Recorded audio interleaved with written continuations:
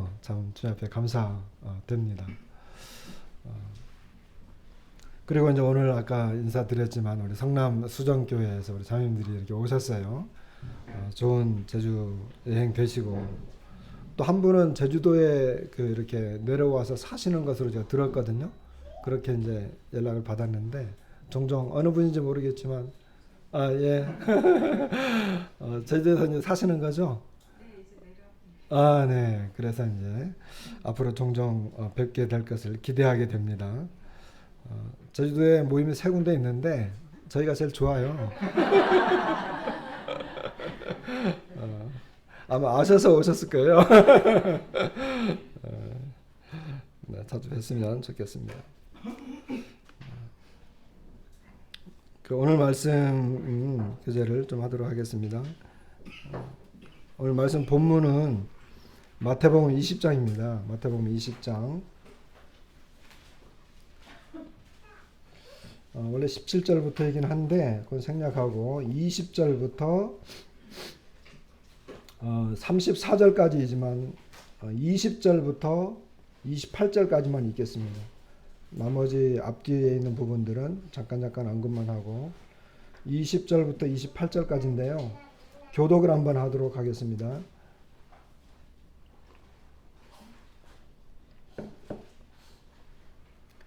제가 먼저 읽겠습니다. 그때에 세베대의 아들의 어머니가 그 아들들을 데리고 예수께 와서 절하며 무엇을 구하니 예수께서 이르시되 무엇을 원하느냐 이르되 나의 이 아들을 주의 나라에서 하나는 주의 우편에 하나는 주의 좌편에 앉게 명하소서. 예수께서 대답하여 이르시되 너희는 너희가 구하는 것을 알지 못하는도다. 내가 마시려는 잔을 너희가 마실 수 있느냐? 그들이 말하되 할 수 있나이다. 이르시되 너희가 과연 내 잔을 마시려나 내 좌우편에 앉는 것은 내가 주는 것이 아니라 내 아버지께서 그들을 위하여 예비하셨든지 그들이 얻을 것이나.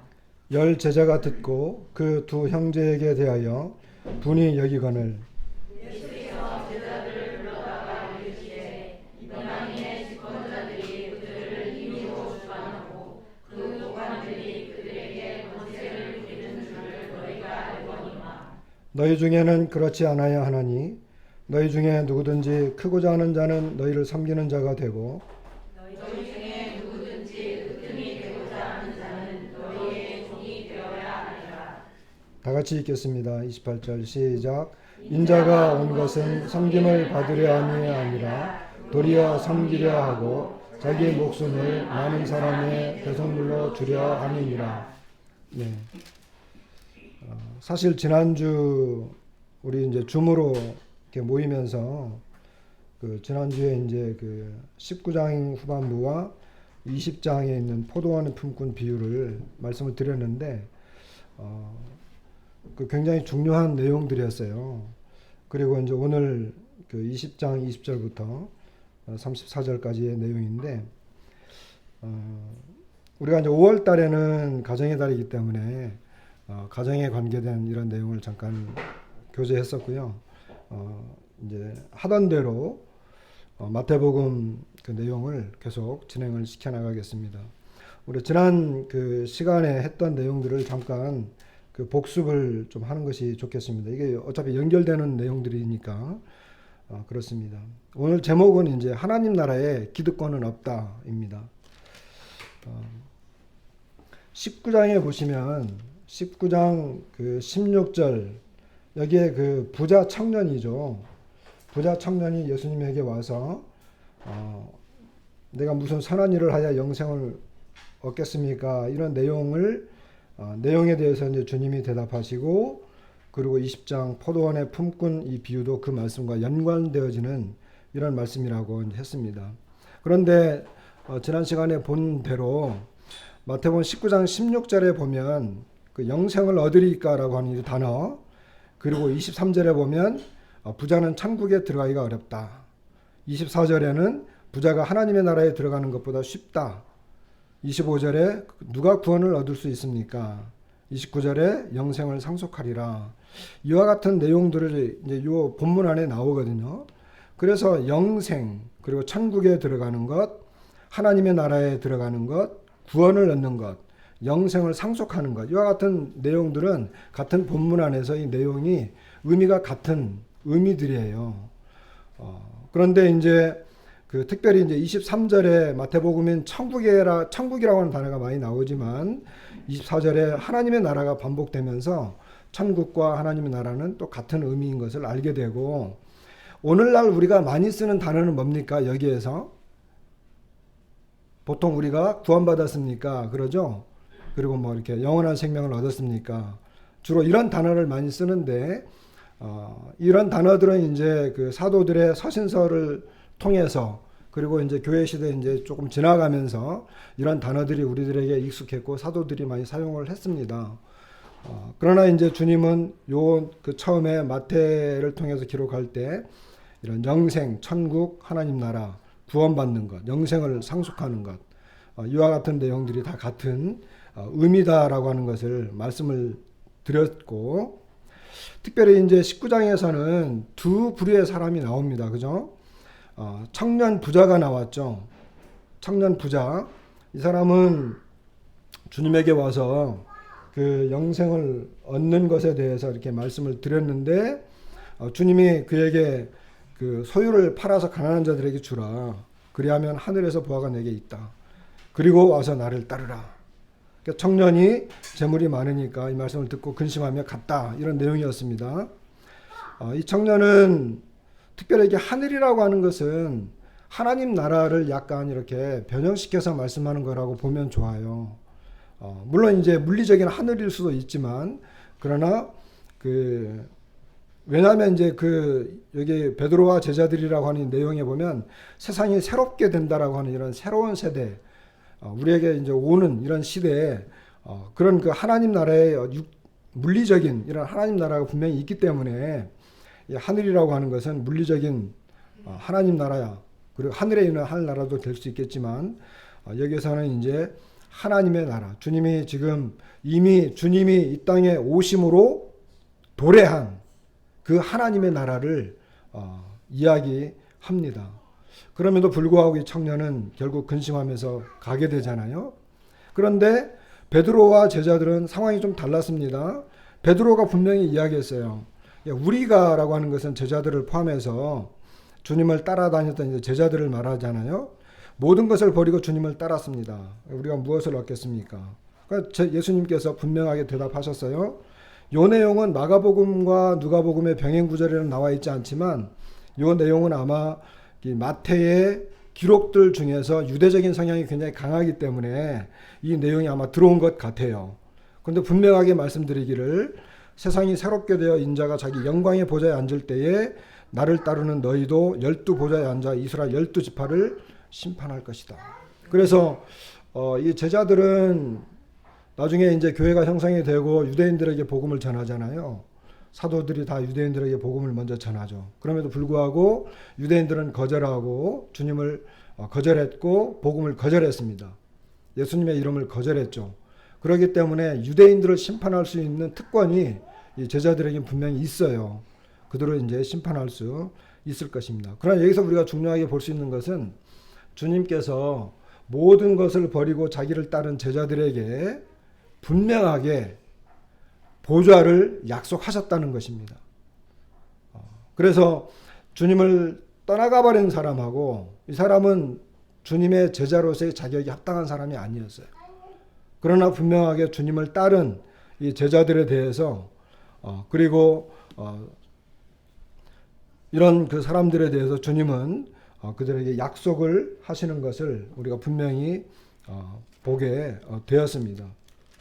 그리고 이제 지난주에는 그 마태복음 19장 29절에 주님이 이제 요 내용에 대해서 결론을 이렇게 지으면서 이렇게 말씀하십니다. 또 내 이름을 위하여 집이나 형제나 자매나 부모나 자식이나 전토를 벌인 자마다 여러 배를 받고 또 영생을 상속하리라. 영생을 받으면 받는 거죠. 왜 상속한다, 상속하느냐.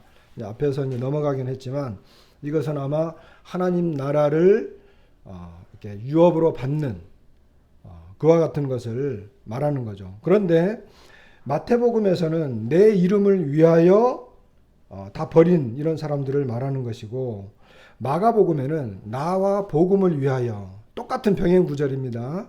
누가복음에는 하나님의 나라를 위하여, 이렇게 이제 기록이 되었다라고 우리가 보았습니다. 그렇기 때문에 마태는 예수님의 이름을 강조했고, 마가는 예수님과 복음을 강조했고, 누가는 하나님의 나라를 강조했습니다. 이것은 다 같은 내용이지만 강조점은 다릅니다. 왜냐하면 마태복음에는 처음부터 예수님의 이름이 나오거든요. 그리고 맨 마지막까지 예수님의 이름이 강조돼요. 그리고 마가는 특별히 예수님과 그 예수님 자체의 복음, 이것을 이제 강조하고 있기 때문에 이런 그 언급이 나왔다라고 말할 수 있고, 누가는 주로 뭐예요? 하나님의 나라가 이방 세계로 점점 번져나가서 모든 사람들에게 해당되는 이와 같은 것을 강조하다 보니까 하나님의 나라를 위해서죠. 결국 뭐예요? 어찌됐든 간에 결론은 무엇을 위해서 사는가? 자, 우리가 무엇을 위해서 살 것인가? 나는 무엇을 위해서 사는가? 분명히 제자들은 주님을 따랐고, 주님은 그들에게 약속을 했고, 오늘 본문에도 보면요, 뭐 이제 나중에 언급이 될지는 모르겠지만, 그 오늘 본문에서도 예수님께서 그 요구 사항에 대해서 대답하시면서 너희가 내 잔을 마시긴 하겠지만 내 좌우편에 앉는 것은 내가 주는 게 아니다. 아버지께서 누구를 위하여 예비하셨든지 그들이 얻을 것이다. 이 말씀은 분명히 약속이 있다는 것입니다. 다만 우리가 모를 뿐이고 하나님께서 주권적으로 결정하실 내용이지 우리는 모르죠. 그리고 앞에 있는 내용은 먼저 된 자가 나중되고 나중된 자가 먼저 되는 이와 같은 것을 우리가 이제 말씀을 했는데, 분명한 것 하나는 우리가 예수님의 이름을 위해서 주님을 따르고, 그리고 주님과 복음을 위해서 살았다고 한다면, 그리고 하나님의 나라를 위해서 살았다고 한다면 주님은 틀림없이 보상하시겠다는 것입니다. 하나님의 나라를 알면서도 그냥 그 하나님의 나라의 그 가치와 소중함을 모르고, 그리고 그것에 상관없이 살아가는 사람하고, 그리고 분명히 주님과 그 하나님의 나라의 그 가치와 소중함을 알고 주님께서 주님을 위해서 또 복음을 위해서 산 사람들하고 나중에 주님이 판단하실 때에는 분명히 그 상급이 다르다고 하는 것입니다. 그래서 지난 시간에는 이와 같은 것들을 말씀을 했는데, 오늘 이 본문은요, 특별히 17절부터 그 20장 17절부터 19절까지의 내용에 그 예수님이 자신의 죽으심과 부활에 대한 세 번째 가르치심, 마지막 가르치심이거든요. 그런데 이 내용은 16장 21절에 빌립보 가이사랴에서 베드로의 고백 이후 이 첫 번째 가르침이 나왔어요.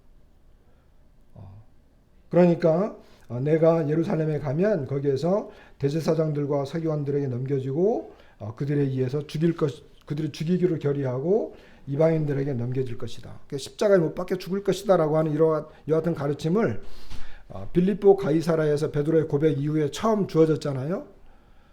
그래, 너가 고백하고 있는 나는 바로 그리스도야. 그렇기 때문에 너가 나를 따르고, 그리고 나는 너의 고백처럼 참 그리스도야. 주님은 그러면서 그 주님의 이 땅에 메시아로 오신 그 하나님의 본연의 그 신분, 이것을 강조하지 않으셨어요. 오히려 베드로가 정말 주는 그리스도시요 살아계신 하나님의 아들입니다라고 고백은 했지만, 주님은 오히려 뭐예요? 죽으심에 대해서 그리고 부활하실 것에 대해서 가르치셨던 것을 보게 됩니다. 자, 변화산에서도 마찬가지예요. 변화산에서 제자들은 분명히 주님의 그 영광을 봤어요. 그리고 하늘에서 들려오는 소리도 듣게 되었습니다. 그런데 여전히 주님은 그 변화산에서 야, 너네 내 모습 봤지? 이게 진짜 나야. 그리고 나는 이런 영광으로 이제 예루살렘에 들어가서 이 나라를 형성할 거야. 이렇게 하지 않으셨어요. 오히려 주님은 그 이후에도 주님은 여전히 내가 예루살렘에 들어가면 십자가에 죽을 것이다. 이 가르침을 계속 했던 것을 보게 됩니다. 자, 이제 20장 17절에 와서 예수님은 여전히 이제 예루살렘으로 올라가려고 하실 때에 특별히 이 가르치심을 또 하셨습니다. 그런데 이 전체적인 분위기는 뭐냐 하면 여기는 나와 있지 않지만 누가복음에 보면 사람들이 이제 예수님께서 예루살렘으로 올라가려고 막 하시니까 전체적인 분위기는 많은 무리가 따르고 그들 눈에 이제 당장이라도 하나님의 나라가 나타날 것처럼 여겨졌어요. 야, 이제 예수께서 예루살렘으로 들어가고 입성하시면 이제 완전히 이 메시아 나라가 하나님의 나라가 이제 나타날 거야. 이런 분위기였어요. 오늘 본문의 내용도 그런 분위기하고 굉장히 유사합니다. 근데 그 앞서 주님은 이 죽음과 부활에 대해서 여전히 가르치시는 걸 봐요.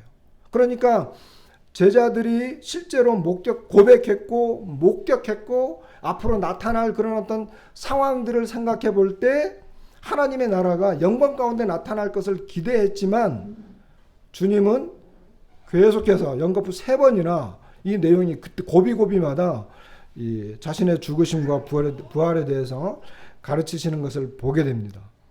그런데 안타까운 것은 뭐냐 하면 이 내용의 공통점들이 하나 있어요. 그게 뭐냐 하면요. 16장 맨 처음 고백이죠. 맨 처음에 그 가르치심을 할 때 마지막에 보면 제자들에게 비로소 나타내셨다. 가르치신 거예요. 제자들에게. 그리고 두 번째 가르치실 때에도 제자들에게 이 내용을 가르쳤더니 제자들이 매우 근심했다. 이런 표현이 나오는 걸 보게 됩니다. 오늘 이 본문에도 보게 되면 예루살렘으로 이제 올라가려고 하실 때 주님은 특별히 12 제자를 따로 데리시고 길에서 가르치십니다. 그러니까 이 내용은 특별히 제자들에게 가르친 거예요. 주님의 사역을 보게 되면 주님의 사역 대부분이 이제 갈릴리 주변에서 이제 형성이 됐잖아요. 갈릴리 사역에서는 굉장히 많은 병자들을 고치고 그들에게 이제 정말 이 놀라운 교훈을 가르치시고 귀신을 축출해내고 뭐 기적을 일으키고 정말 메시아로서 확증할 수 있는 이런 가르침들을 많이 가르치세요. 그 결과 많은 무리들이 따르잖아요. 그런데 이제 그 과정이 끝나고 예루살렘을 향해서 올라가는 그 과정 속에서는 이제 중간 단계죠. 주님이 예루살렘으로 올라가고 있는 그 과정. 거기에서는 주님이 많은 무리들을 물론 이제 많은 무리들이 따르기도 하는 경우도 있었지만 주님이 특별히 소수의 사람들에게 하나님 나라에 대해서 특별히 제자들에게 주님은 따로 가르치시는 것을 보게 됩니다.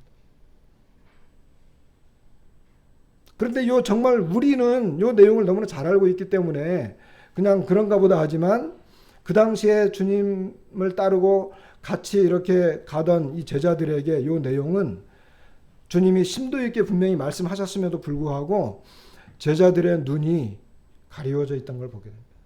안타까운 일이죠. 우리는 많은 경우에 우리도 그런 경우가 많이 있어요. 특별히 교회에서 강조하는 경우들이 있거든요. 어떤 주제에 대해서는. 그리고 어떤 교회의 어떤 이 가치관이나 그 교회가 나아갈 방향에 대해서 많이 가르쳐도 그리고 심도 있게 가르친다 하더라도 종종 그것을 온전히 이해하지 못하는 그런 경우가 많이 있기도 합니다. 그러나 여전히 제자들도 같은 상황이었다. 자, 두 번째 가르침에서 마가는 어떻게 이것을 이제 그 기록을 하고 있느냐면 제자들은 여기 보면 그러나 제자들은 이 말씀을 깨닫지 못하고 묻기도 두려워했다. 이렇게 이야기해요. 다시 말하면 제자들이 이 말씀을 전혀 깨닫지 못했어요. 깨닫지 못하니까 어때요? 표면적으로 나타난 그 내용만 보고 두려움을 갖게 되죠. 자, 마지막 세 번째에서 누가는 아주 더 신랄하게 이것이 이제 정확하게 기록하는 걸 봐요. 왜냐하면 제자들이 이것을 하나도 깨닫지 못했다는 거예요. 이건 세 번째 가르침에서 나온 거예요.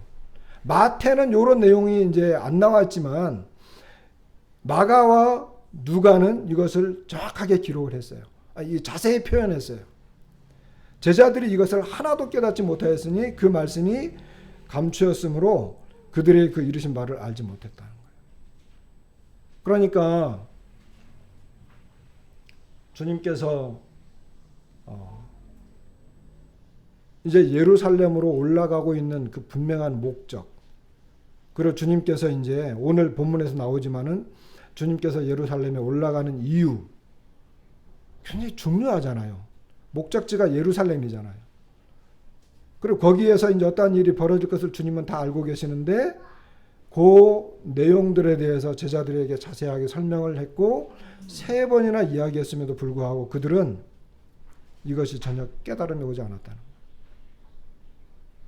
그리고 오늘 마태복음 본문에서 오늘 여기는 세베대의 아들의 어머니가 요한과 야고보잖아요. 야고보와 요한. 마가복음에는 야고보와 요한이 직접 와서 이야기를 해요.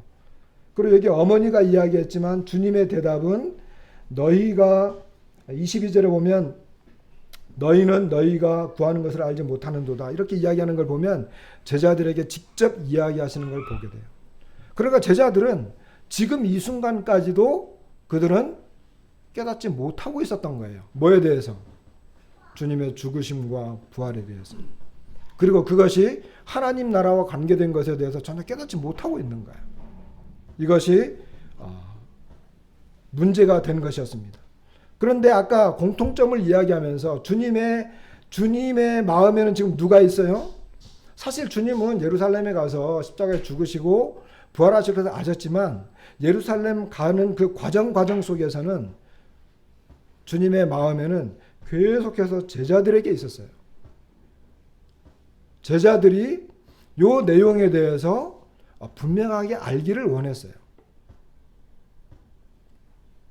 그러나 이제 안타깝게도 이것을 잘 모르죠. 그러니까 하나님 나라의 본질을 이해하지 못하는 제자들의 모습을 주님이 계속 아셨던 것입니다.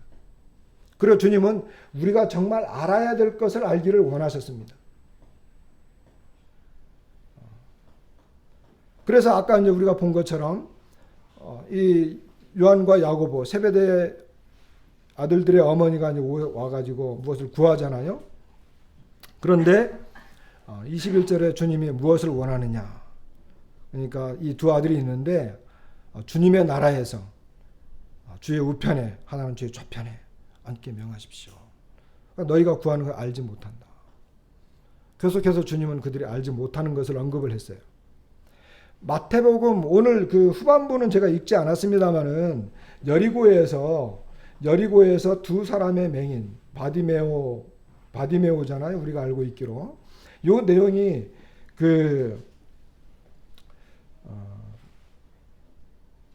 마가복음과 누가복음에도 나오는데 이 누가복음에는 이 요한과 야고보의 요구사항이 기록되지는 않았어요. 그런데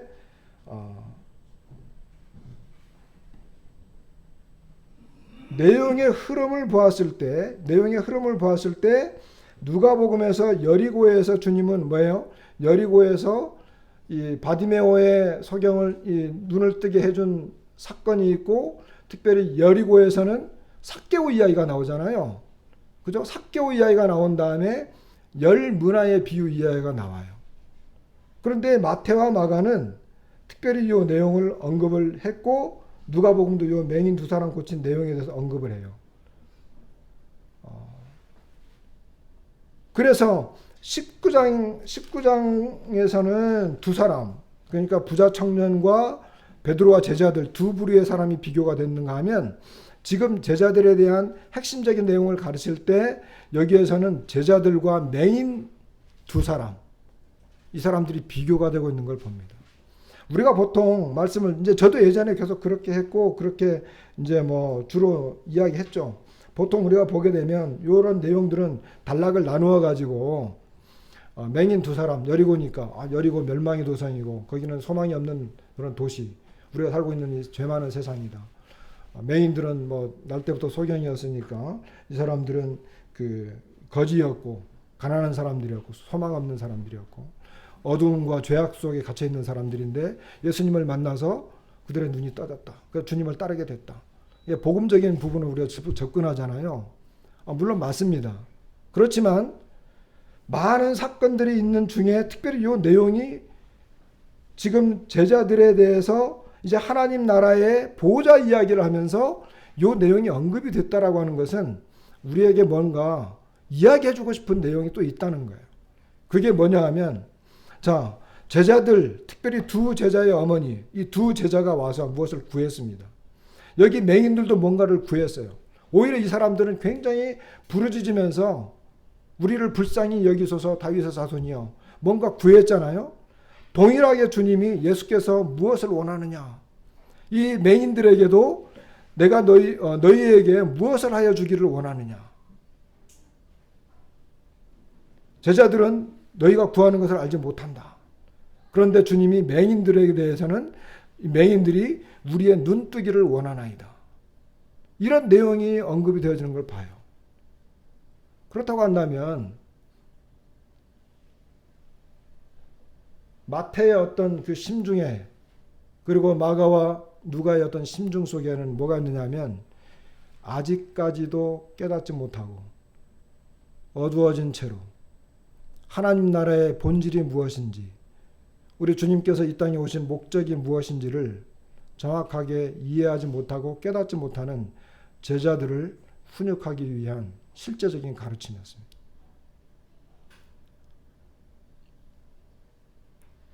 어떻게 유추해 볼 수 있냐면 무엇을 원하느냐 이런 내용이 계속 나오는 거예요. 제자들이 원했던 건 뭡니까? 하나님 나라의 보좌였어요. 영광만을 바라봤어요.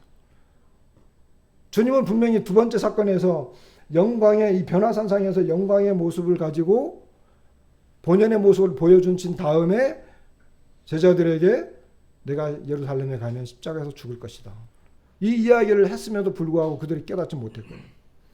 지금도 그들이 무엇인가를 구하고 찾고 있는데 주님은 그들에게 뭘 원하느냐 이렇게 질문하세요. 그런데 여기 맹인들에게도 주님은 동일하게 내가 너희에게 무엇을 하여 주기를 원하느냐 이렇게 말씀하십니다. 주님은 이 맹인들이 그랬죠. 눈뜨기를 원합니다. 눈뜨기를 원합니다.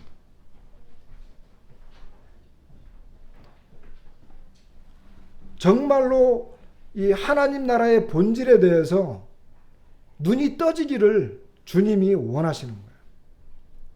그리고 주님께서 나중에 가르치시지만 주님이 이 땅에 오신 진정한 목적이 무엇인지를 제자들이 온전히 이해하고 깨닫고 그 멀어져 버린 눈이 뜨이기를.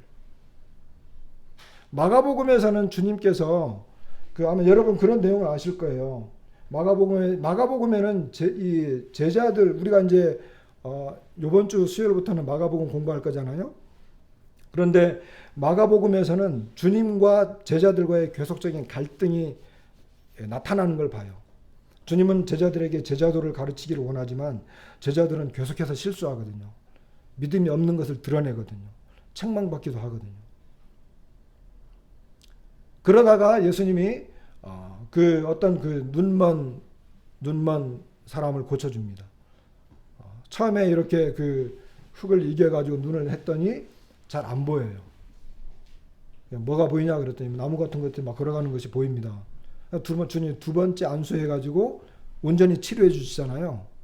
그건 뭐냐면 제자들이 어리석고 깨닫지 못하는 그 상태를 주님이 실물적으로 교훈해 주신 거예요.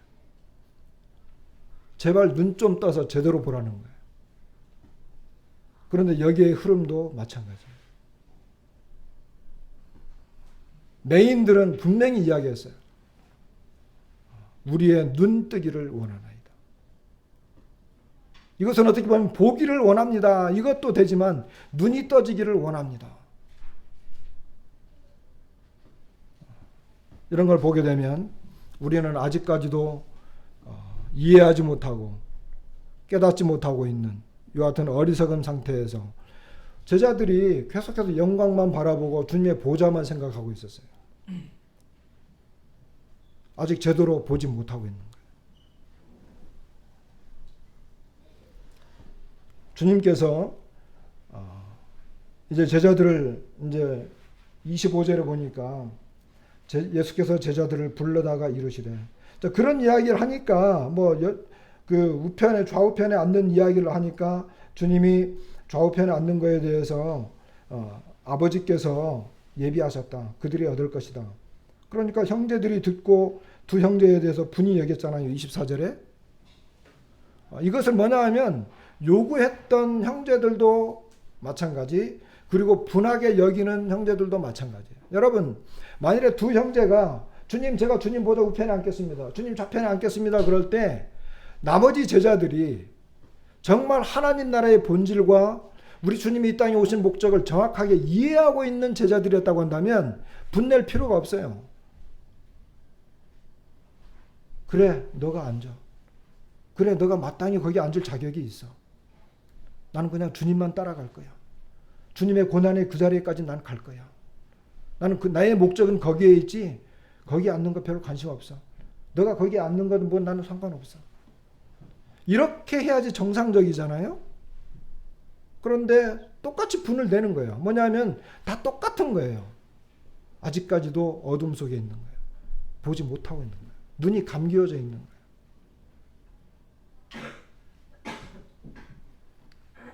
우리가 잘 알고 있는 것처럼 세상 나라는 뭡니까? 세상 나라는 이방인의 집권자들이 그들을 주관하잖아요. 고관들이 그들에게 권세를 부리잖아요. 이게 일반적인 법칙이죠. 그러나 주님은 특별히 26절에 너희 중에는 그렇지 않아야 하나니 너희 중에 누구든지 크고자 하는 자는 너희를 섬기는 자고 너희 중에 누구든지 으뜸이 되고자 하는 자는 너희의 종이 되어야 하라. 주님께서 계속해서 말해요. 너희 중에, 너희 중에, 너희 중에. 계속 이걸 가르쳐요. 이게 주님이 제자들을 향한 사랑입니다. 사실. 저는 이 말씀을 이렇게 가만히 보면서 예수께서 제자들을 불러다가 이르시되, 저 같으면 아이 답답한 사람들아, 내가 너희들 몇 번 이야기했어. 그렇게도 모르겠어? 정말 그럴 거야? 막 이럴 수도 있잖아요. 세 번역에 보니까 그 주님이 그들을 곁에 불러놓고 말씀하신 거예요. 오히려 책망보다는 그들을 향해 가지고 끊임없이 조용히 가르치신 거예요. 야, 세상 나라는 그렇지만 너희들은 섬겨야 되고 종이 되어야 한다. 마가복음과 마태복음 전환점이죠. 어떻게 보면 복음서의 전환점이라고 할 수 있습니다. 우리가 너무나 잘 알고 있는 이 유명한 말씀 28절이죠. 인자가 온 것은 섬김을 받으려 함이 아니라 도리어 섬기려 하고 자기 목숨을 많은 사람의 대속물로 주려 합니다. 이게 정말 주님이 이 땅에 오신 목적이거든요.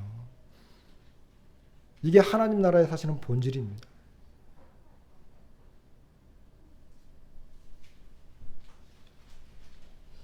그래서 주님께서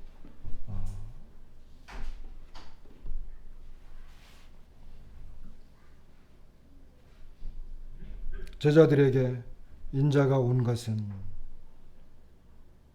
이렇게 이제 그 말씀을 하시는 걸 보게 됩니다.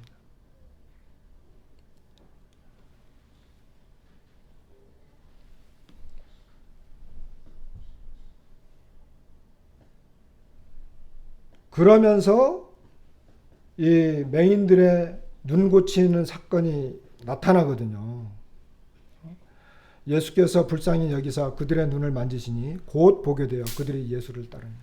여러분, 물론 이제 그 이후에 나타난 사건들에 대해서 자세히 나와 있지는 않지만 우리 삶의 목적은 주님께서 이 땅에 오셔서 정말 이 죄인들을 섬기셨고 그리고 자신의 목숨을 대속물로 내주셨습니다. 주님은 제자들의 발을 씻기는 종의 모습이 되시고 그것을 몸소 보이신 분이십니다. 하나님 나라의 특징 중에 특징은 바로 그것입니다. 주님께서 이 땅에 오셔서 하나님 나라의 교훈들을 가르치시기도 하셨지만 주님은 실제로 그 모습을 우리에게 보여주셨거든요. 섬기는 것, 종이라고 하는 것. 이 둘로스라고 하는 이 단어는 그냥 종이에요. 노예예요. 노예. 노예는 뭐예요? 노예는 자기 주관이 없죠. 자기 생각, 자기 계획, 목표 뭐 이런 게 없잖아요. 그냥 따라가는 거죠.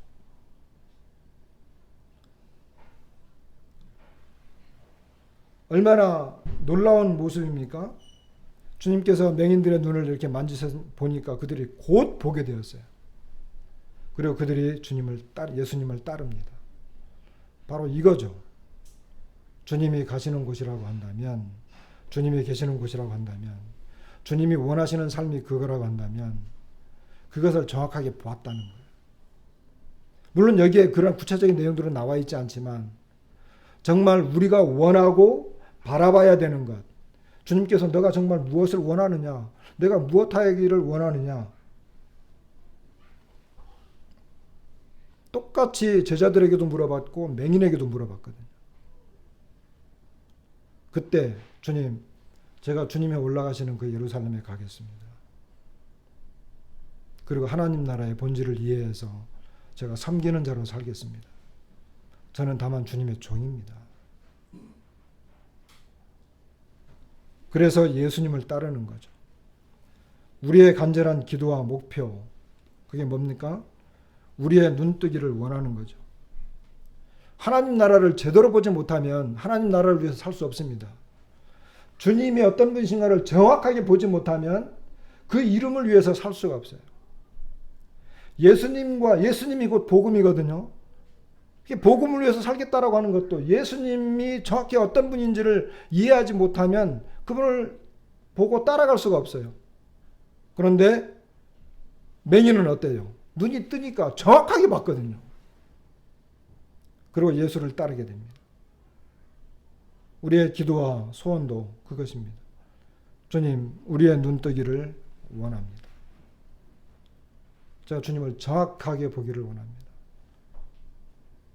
하나님 나라의 그 교훈과 가르침을 제가 정확하게 이해하기를 원합니다.